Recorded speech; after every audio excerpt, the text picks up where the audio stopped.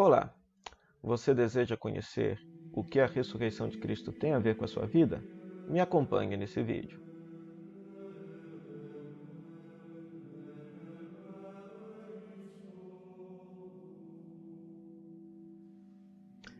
Olá, sou o Padre Frei Inácio José, pároco da paróquia de Nossa Senhora das Mercês, Ibirité, Arquidiocese de Belo Horizonte. Nesse vídeo, nós vamos procurar entrar um pouquinho mais no mistério da ressurreição de Jesus a partir da contemplação dos ícones ortodoxos que mostram, detalham a experiência do mistério da ressurreição de Cristo Nosso Senhor. Antes de mais nada, curta esse vídeo, compartilhe com seus amigos, seja um evangelizador, mostrando a eles também a alegria de Cristo ressuscitado entre nós. Acerca da ressurreição de Jesus, os relatos bíblicos não falam, não detalham como que foi a ressurreição de Cristo. Nenhum relato bíblico fala que houve alguém que testemunhou o momento da ressurreição.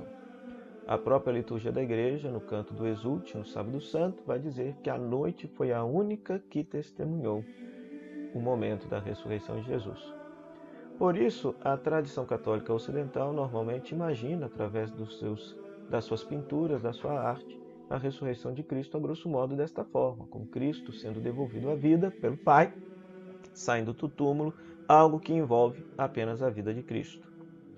Mas, na Igreja Católica Ortodoxa, ou seja, os nossos irmãos orientais, eles retratam a ressurreição de Cristo de um modo muito diferente. Através do retrato da ressurreição, eles querem expressar o que a ressurreição de Cristo tem a ver com a nossa vida. Então, eles fazem isso através do ícone. O ícone é um resultado de uma profunda experiência de oração. Um monge ou um leigo muito aprofundado numa vida espiritual, ele entra numa espécie de retiro, uma semana, 15 dias ou um mês, contemplando um mistério da fé, um mistério da vida de Cristo ou uma passagem bíblica, e a partir de então ele começa a escrever o ícone. O ícone é uma escrita em forma de desenho, que retrata um mistério da fé que está sendo celebrado, o mistério da fé que está sendo tentado a ser aprofundado, desta tentativa de aprofundar este mistério. Então vocês reparem que existe uma grande diferença entre o modo como os ocidentais retratam a ressurreição de Cristo e o modo como os orientais retratam a ressurreição de Cristo. Especificamente, esse ícone chama-se Anastasis, palavra grega que significa ressurreição, vem do verbo grego anestemi, que significa levantar.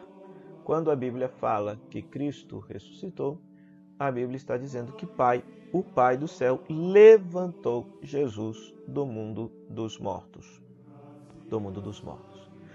No ícone, Cristo está sempre no centro, para mostrar que ele é o centro de toda a história humana pela sua ressurreição. Pela sua ressurreição ele foi constituído Senhor da história, princípio e fim, alfa e ômega, portanto o centro de tudo. Cristo normalmente é representado ou com a cor branca ou com a cor dourada, símbolo da sua divindade, E reparem só, no ícone Anastasis, Cristo está pisando um mundo subterrâneo, que é justamente o mundo dos mortos. Nós professamos esta fé, nós rezamos que Cristo desceu à mansão dos mortos. O mundo bíblico afirma que todos aqueles que morrem vão para o mundo dos mortos, ou seja, o Sheol ou Hades, e de lá não voltam mais. A ressurreição de Cristo mostra o contrário. Cristo ressuscitado saiu do Sheol, saiu do Hades, ou seja, saiu do mundo dos mortos, algo que era impensável para aquela cultura. Aliás, pensado até que era, mas para o fim da história, para o fim dos tempos. Se os cristãos afirmam que Cristo ressuscitou em dado momento da história, significa que eles também estão afirmando que o fim dos tempos já chegou com a ressurreição de Jesus. E reparem só, então, embaixo nós temos aí o mundo dos mortos. Reparem que Cristo tem as marcas da paixão para evidenciar que este que está vivo, ressuscitado, foi o mesmo que morreu na cruz. E percebam que Cristo está tirando do túmulo dois personagens, Adão e Eva.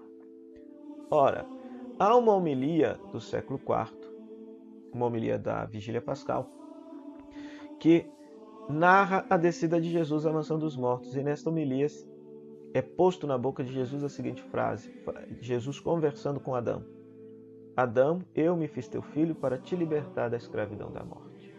Ou seja, então esta experiência do sábado santo, Cristo que está no mundo dos mortos, mas que por sua ressurreição haverá de tirar de lá toda a humanidade.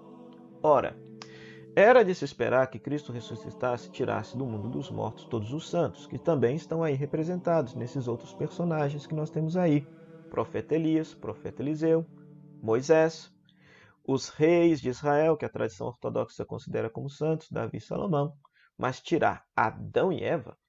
Ora, você sabe muito bem que foi por culpa de Adão e Eva que o pecado e a morte entrou no mundo.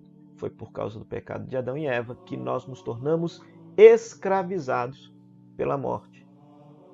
E teríamos a morte como nosso destino, último de nossa vida, por culpa deles. Mas Cristo ressuscitado está tirando da tumba Adão e Eva, como que para mostrar que pela sua ressurreição, Cristo está levando toda a humanidade para o céu, ou seja, libertando toda a humanidade da escravidão da morte. Reparem que no mundo dos mortos, existem correntes, cadeias, cadeados que estão sendo quebrados, ou seja, todos aqueles que estavam no mundo dos mortos estavam atados, acorrentados, aprisionados na morte. Cristo, por sua ressurreição, libertou toda a humanidade desta escravidão. Repare que o mundo dos mortos também parece estar cheio de água. É porque o mundo bíblico imagina a água como fonte da morte, né? Essas passagens bíblicas você depois pode retomar com calma na sua casa para você rezar, contemplar, olhando o ícone, lendo essas passagens para que você possa entender este simbolismo bonito que o escritor do ícone nos trouxe. Ou seja, nessas passagens nós vamos ver as ondas da morte, a água como símbolo da morte, né? Por isso que o Sheol, o mundo dos mortos, é representado como se estivesse cheio de água, porque as águas simbolizam justamente a morte, as ondas da morte. Cristo pisa as portas da morte, né? Quem passa pela porta e entra para esse mundo dos mortos não sai mais de lá. Não sai mais de lá. Mas Cristo saiu pelo poder do Espírito e pela vontade do Pai. Então, nessas passagens você vai encontrar reminiscências bíblicas que falam que o mundo dos mortos tem portas. E o bonito é que Cristo, por sua ressurreição, arrombou essas portas de dentro para fora, abrindo o mundo dos mortos, fazendo por sua ressurreição que uma explosão de vida possa acontecer. Repare também que a morte, ela está atada, amarrada, presa. Nós, pelo nosso pecado, éramos escravos da morte. Cristo, por sua ressurreição, escravizou a morte e prendeu a morte.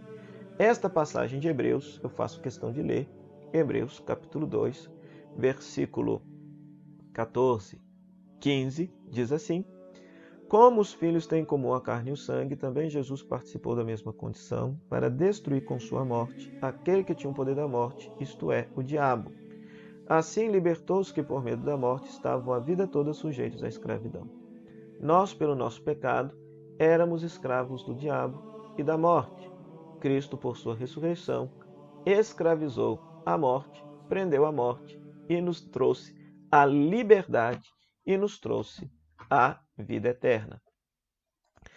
Uma outra imagem muito interessante que lembra esse ícone está em Mateus capítulo 27, versículos 51 e 53, quando narra que Cristo, quando morreu, os santos ressuscitaram. Quando Cristo entrou no mundo dos mortos, libertou os santos que estavam lá da escravidão da morte.